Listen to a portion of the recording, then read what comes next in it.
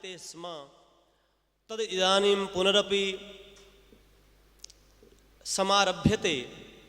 अस्मिन् शुभावसरे अक्षय तृतीयायां परशुराम जयंती उत्सवे परशुराम भगवता स्वयं परशुरामेण उक्तं यत् अस्माभिः तेषां जीवने अपि दृष्टं यत् शस्त्रे शास्त्रे च कौशलम्।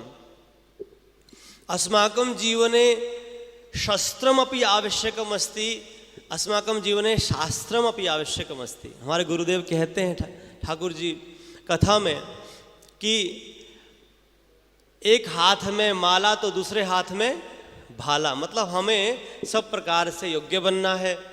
तो ऐसे सद्गुरुदेव भगवान की अनंत कृपा से और हमारे आचार्य उपाध्याय जी, इन सभी के आशीर्वाद से हम सभी वेद, उपनिषद, गीता, भागवत आदि का अध्ययन और चिंतन यहाँ गुरुकुल के माध्यम से करेंगे।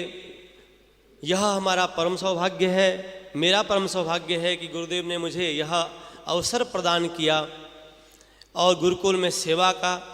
आप सभी अधिक से अधिक संख्या में यहाँ पधारेंगे और सभी को बताएंगे कि श्री भक्तिपथ गुरुकुलम में हम सभी जो गुरु परंपरा है, जो भारत की दिव्य परंपरा है, उस परंपरा का निर्वहन करते हुए भारतस्य प्रतिष्ठे द्वे संस्कृतम संस्कृतिस्तथा। भारत की दो ही प्रतिष्ठाएं हैं, एक संस्कृत है और दूसरी है संस्कृति। संस्कृति का मूल आधार संस्कृत है, तो संस्कृत का व्याकरण शब्दाः येन व्याक्रियन्ते व्युत्पाद्यन्ते तदेव व्याकरणमिति। तो व्याकरण उसे ही कहा जाता है जिसके द्वारा हम शब्दों को बनाते हैं, उनका स्वरूप समझते हैं, वो कैसे प्रकट हुए हैं, क्या उनकी प्रकृति है, क्या धातु है, क्या उसका स्वरूप है, कौन सा समास है, कौन सा प्रत्यय लगा है, उसका चिंतन। और साथ साथ में वेदों का जो सार है वेदांत उपनिषद, तो उपनिषदों का भी हम अध्ययन चिंतन करेंगे। उपनिषद और साथ ही साथ गीता जी, क्योंकि गीता जी सारे उपनिषदों का सार है। सर्वोपनिषदो गावो दोग्धा गोपाल नंदनः। तो ऐसे श्रीमद् भगवद गीता आदि ग्रंथों का अध्ययन करेंगे।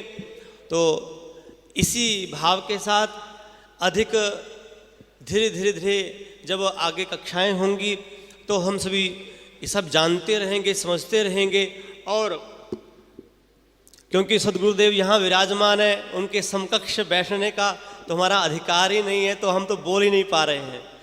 पर यह है कि आप सभी और हम सभी मिल करके अपनी संस्कृति के लिए, अस्माकं संस्कृति ही भारतीय संस्कृति ही, अस्माकं संस्कृतेः विषये अस्य मनुष्य जन्मनः विषये बहु उक्तम् अस्ति।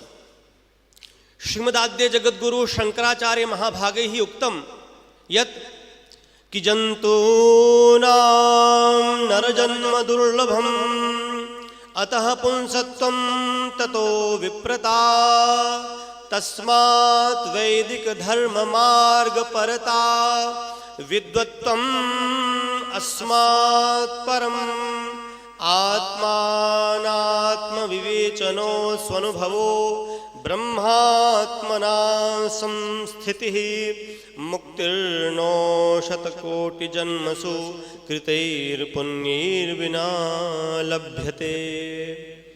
श्रीमदाद्य जगद्गुरु शंकराचार्य भगवान अपने ग्रंथ में विवेक चूड़ामणि में कहते हैं कि हम सभी का मानव शरीर प्राप्त करना बड़ा कठिन है।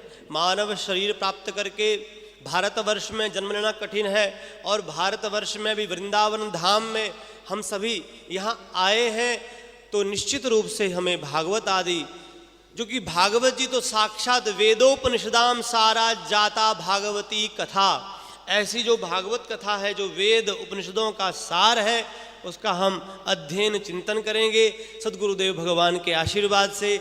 आइए अब हम सदगुरुदेव भगवान को प्रणाम करते हुए बोलिए श्री वृंदावन बिहारी लाल की जय, सदगुरुदेव भगवान की जय।